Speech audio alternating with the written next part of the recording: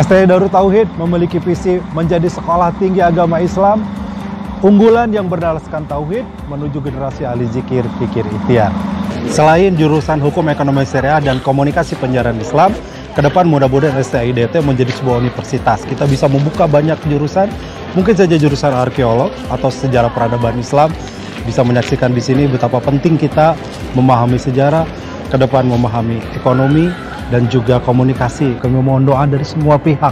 Kami bisa menjalankan amanah sebaik mungkin, bahu-membahu membangun dakwah Darut Tauhid, membangun dakwah lewat pendidikan. Semuanya dimudahkan oleh Allah Subhanahu wa Ta'ala. Bismillahirrahmanirrahim. Assalamualaikum warahmatullahi wabarakatuh. Apa kabar teman-teman di rumah semua? Mudah-mudahan dalam keadaan baik semua ya. Kembali lagi di sini bersama Gian yang seperti biasa kita hari ini akan banyak berbincang-bincang dengan para ustadz-ustadz kita. Sekarang saya berada di kawasan Wakaf Terpadu, masih di Darut Tauhid. Nah, boleh dilihat ke sana. Nah, ini SMK Darut Tauhid Boarding School. Jadi teman-teman, hari ini seperti biasa karena temanya pendidikan, kita udah janjian lagi sama Bapak Yunus. Yuk, let's go.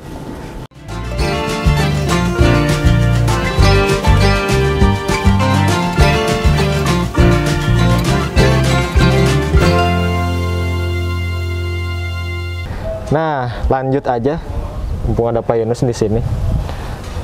Kita flashback dulu ya Pak, kemarin udah bahas lebih banyak terkait adab ya Pak kemarin Pak. Iya betul. Adab secara umum, baik itu dari seorang penuntut ilmu maupun cara mencari guru juga kita sempat bahas gitu ya. Dan bagaimana hikmah dan barokah dari seorang penuntut ilmu.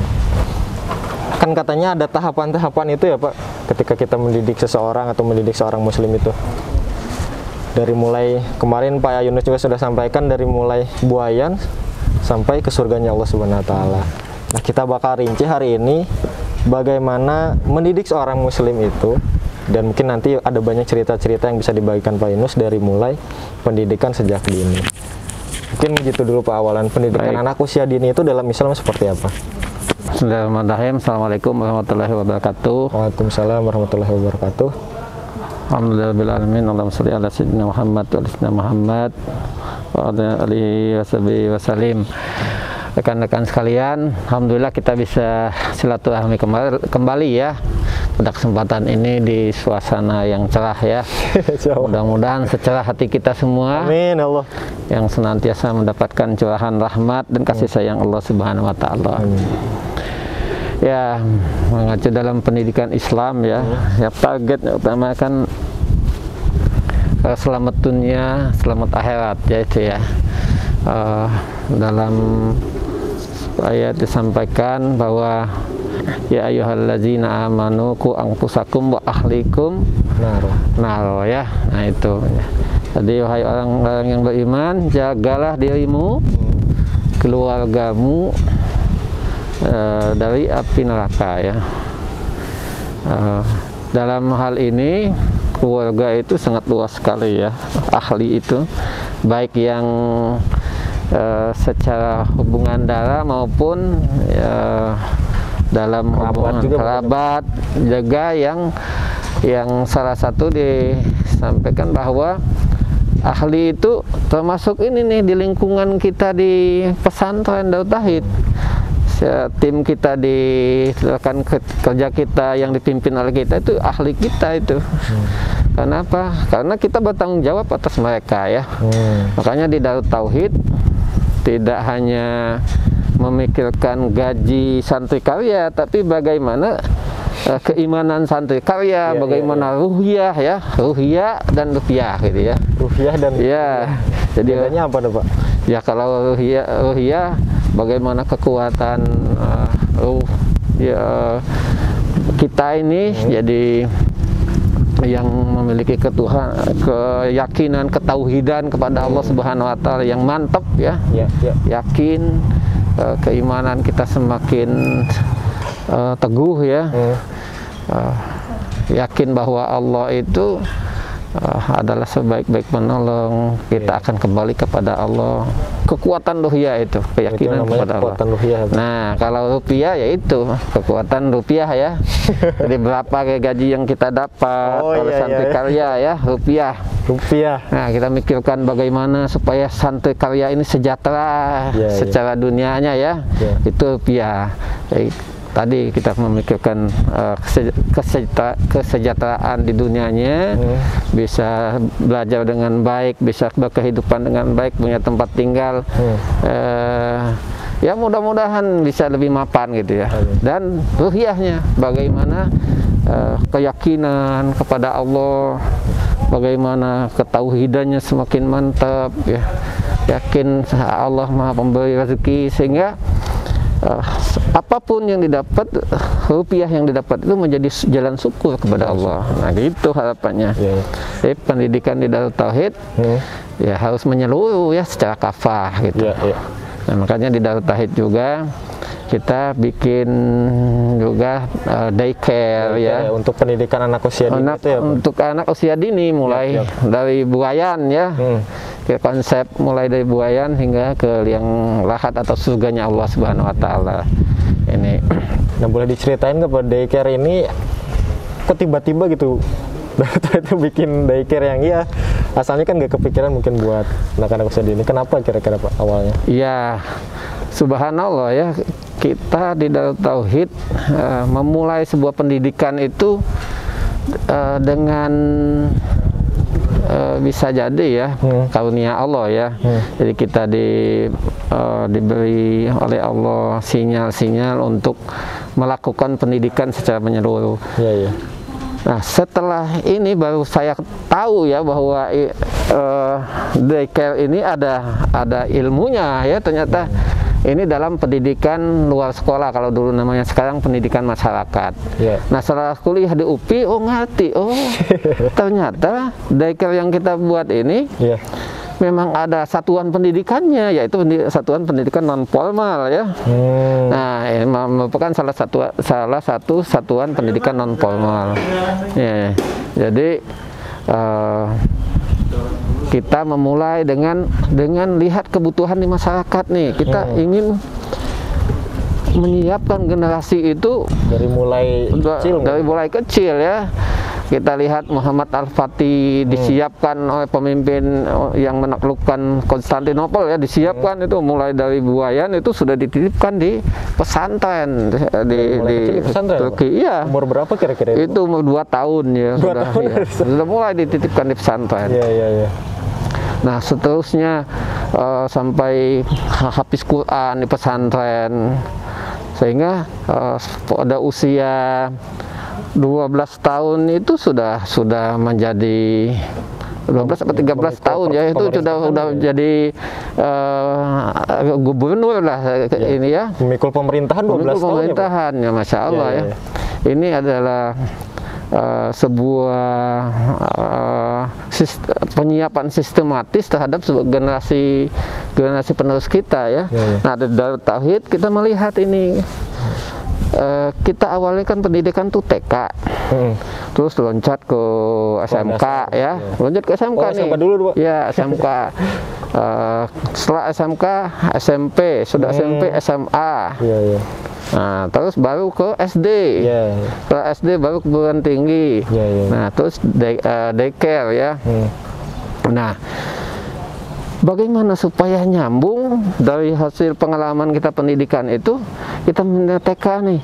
Nah, kalau kita tidak bina dari awal, agak energinya lumayan spesial ya, disiapkan untuk membentuknya. Tapi kalau sudah mulai dari buayan, udah dibina di daycare Darut Tauhid ya, itu sudah mulai satu alur tuh penyiapannya. Karena di daycare juga bukan hanya diasuh, tapi memang betul-betul dikasih pendidikan ya. Ada proses pendidikan itu. Nah, daycare ini umur berapa sih Pak rentangnya? Rentangnya mulai dari ini aja, mulai dari buayan sampai4 sekitar 4 tahun sampai 5 tahun lah ya, itunya. Nah, itu udah disiapin di kita dengan sistematis kurikulumnya agar menyiapkan bisa menyiapkan generasi khairul ummah gitu ya, generasi terbaik gitu. Nah, itu awal mulanya. Jadi awal mulanya seperti itu ya Pak. Jadi benar-benar dari kebutuhan masyarakat memang yang membutuhkan. Ternyata pendidikan itu harus dari sejak dini. Nah, berbicara tentang pendidikan anak usia dini nih Pak. Iya. Kayaknya di Islam juga ini jadi bukan satu hal yang baru mungkin ya Pak. Yang boleh diceritain lagi nggak Pak? Kayak tadi misalnya Muhammad Al-Fatih atau tokoh-tokoh yang lainnya yang sebenarnya sudah dididik mungkin ya dari sedini. Betul. Ya kita ke tauladan kita ya, Rasulullah SAW ya. Dari usia masih dalam kandungan itu sudah ditinggal oleh ayahnya ya, sudah menjadi yatim. Terus setelah dilahirkan pada usia masih dini juga sudah ditinggal oleh ibunya, akhirnya diasuh oleh kakeknya. Setelah itu kakeknya meninggal, asuh oleh pamannya, itu udah dididik tuh kemandiriannya. Rasulullah sudah mengembala kambing di usia masih belia ya. Terus sudah diajar berdagang. Padahal mungkin masih remaja mungkin ya waktu itu. Iya, Rasulullah tidak seperti kita ya. Ada kenal masa remaja yang masa labil, masa ABG. Masa labil enggak. Rasulullah dididik oleh Allah mantap semua ya ininya. Dari mulai kecil bagaimana dididik karakter jujurnya, karakter kemandiriannya dan seterusnya. Jadi mungkin pendidikan anak usia dini lebih masuknya ke pendidikan karakter tadi ya Pak? Iya, karena di usia dini itu lebih pada bagaimana membentuk karakter anak ya. Karena ini adalah masa keemasan dalam usia pendidikan ya. Karena golden age ini usia yang emas ya bagi anak.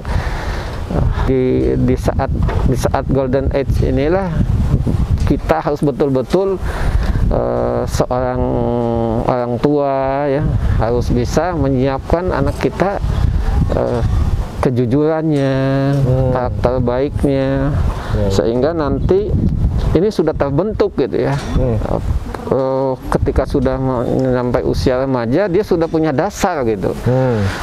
Tata nilai yang sudah dibentuk oleh orang tuanya di masa kecil ini akan menjadi benteng di masa remaja dan di masa yang akan datang dalam kehidupannya. Ini akan membekas ya, seperti nih hati-hati ya, misalnya ya ada kita di rumah nih, ada adik kita yang masih kecil, kita udah ajarin nih, nanti kalau ada teman saya bilang ya saya nggak ada, itu hati-hati tuh. Jangan heran kalau ini adik kita juga nanti melakukan hal yang sama. Karena apa? Karena dia ini direkam dan ini disimpan dalam memori di alam bawah sadarnya.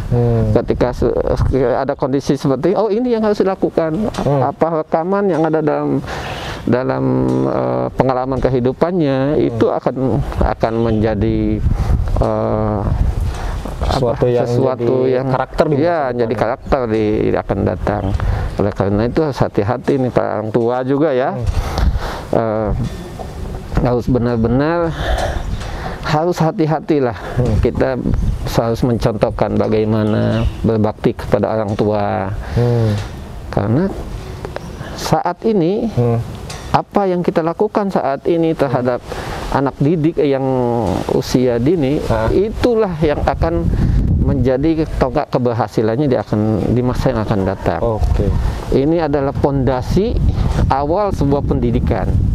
Kalau sudah berat di masa golden age-nya ini, akan berat di masa yang akan datang ya, yang lebih lanjut.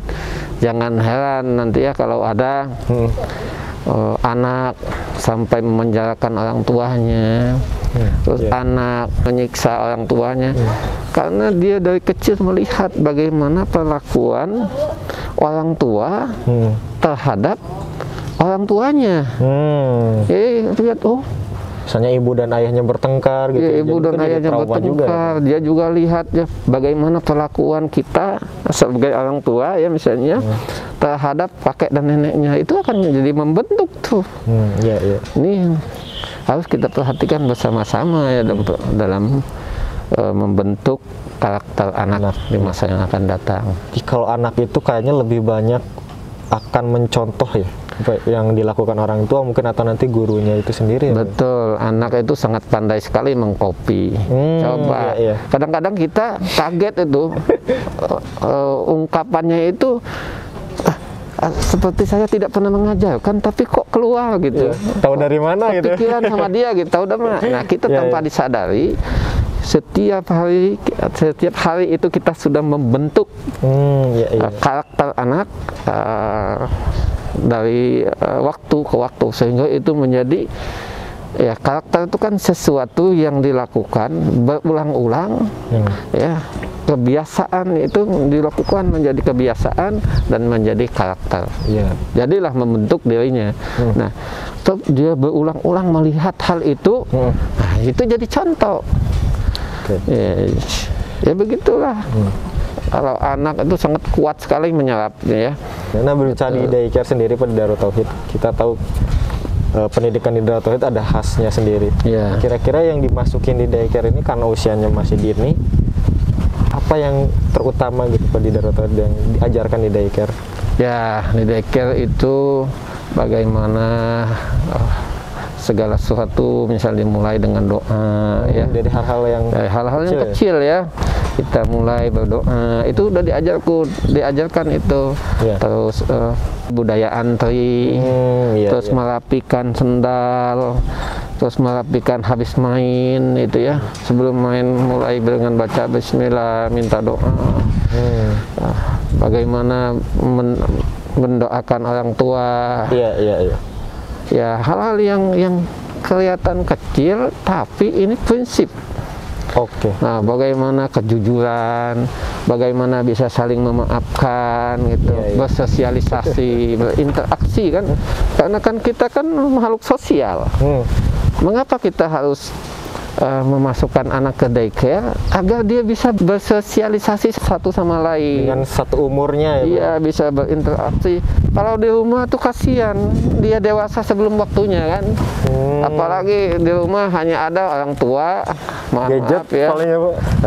Yang bantu-bantu di rumah hikmat, hadimat ya. Itu kan usianya udah jauh sekali.